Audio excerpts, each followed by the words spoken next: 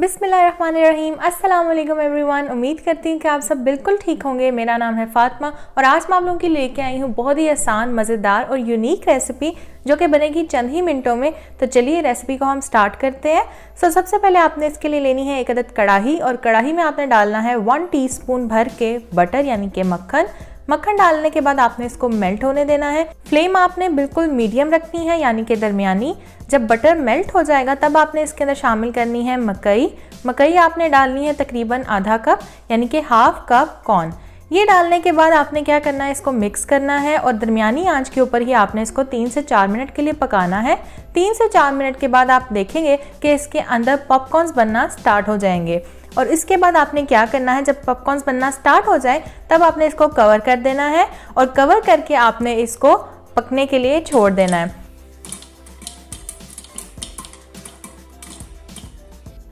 जब पॉपकॉर्न्स की popping sound आना बंद हो जाएगी, दैट मीन्स कि आपके पॉपकॉर्न्स अच्छे तरीके से बन चुके हैं, तैयार हो चुके हैं।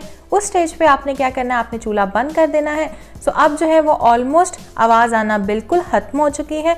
इस स्टेज पे मैंने चूल्हा बंद कर दिया है। अब ढक्कन मैं उठा लूँगी और आपको दिखाऊंगी कि हमारे बटर पॉपकॉर्न्स बनके कितने मज़े के तैयार हुए हैं। रेसिपी का आधा जो है एक स्टेप हो चुका है। अभी नेक्स्ट स्टेप क्या होगा वो भी मैं आपको बताऊंगी। अगर आप चाहें तो आप इस तरीके से बटर पॉपकॉर्न्स भी घर में बना के खा सकते हैं, बहुत मज़े के बनते हैं।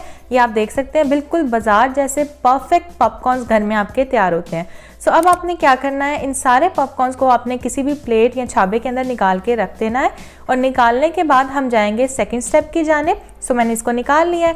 नाउ इन सेकंड स्टेप आपको क्या चाहिए, आपको चाहिए सेम कढ़ाई। उसके अंदर आपने डालना है हाफ कप पानी यानी कि आधा कप पानी और उसके बाद इसमें शामिल कीजिएगा चीनी आपने डालनी है 5 टेबल स्पून भर के।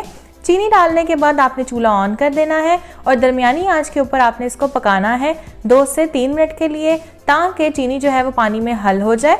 और इसी दौरान आपने क्या करना है, जब चीनी मेल्ट हो जाएगी तब आपने इसके अंदर शामिल कर देना है सिनेमन पाउडर यानी कि दालचीनी का पाउडर।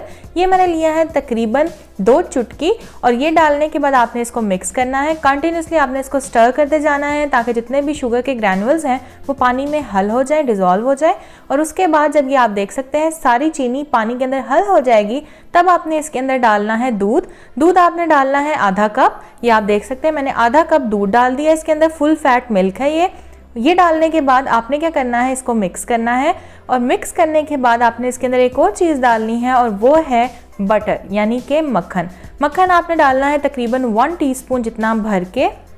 ये आप देख सकते हैं मैंने इसके अंदर मक्खन भी शामिल कर दिया है। तो सारी चीज़ें मैंने इसके अंदर डाल दी हैं और अब मैं इसको कुक करूँगी। आपने इसको इतना पकाना है कि ये थिक सा इसकी कंसिस्टेंसी निकल के आ जाए और इसका कलर जो है ये गोल्डन ब्राउन सा हो जाएगा। बेसिकली आपने इसका बनाना है कैरेमल। इसको हमने कैरेमलाइज होने तक इसको पकाना है। ये आप देख सकते हैं ये थिक होना स्टार्ट हो चुका है। दूध मैंने यहाँ पे फुल फैट मिल्क लिया है यानी कि डब्बे वाला, आप चाहें तो ताज़ा दूध भी शामिल कर सकते हैं।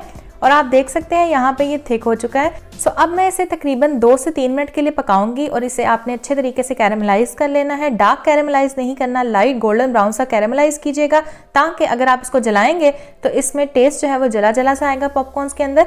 आपने भी इतना ही इसको कैरेमलाइज करना जितना मैंने किया है। और उसके बाद जो हमने बटर पॉपकॉर्न्स पहले स्टेप में बना के रखे थे वो आपने इसके अंदर शामिल कर देने हैं और थोड़ा थोड़ा करके आपने डालने हैं, सारे एक दफ़ा में नहीं डालने। मैंने आधे डाल दिए और आधे डालने के बाद आपने इसको मिक्स कर लेना है अच्छे तरीके से। चम्मच चला लीजिएगा और चम्मच चलाने के बाद आपने क्या करना है, आपने बाकी के जो बचे हुए पॉपकॉर्न्स हैं वो भी इसके अंदर शामिल कर देने हैं।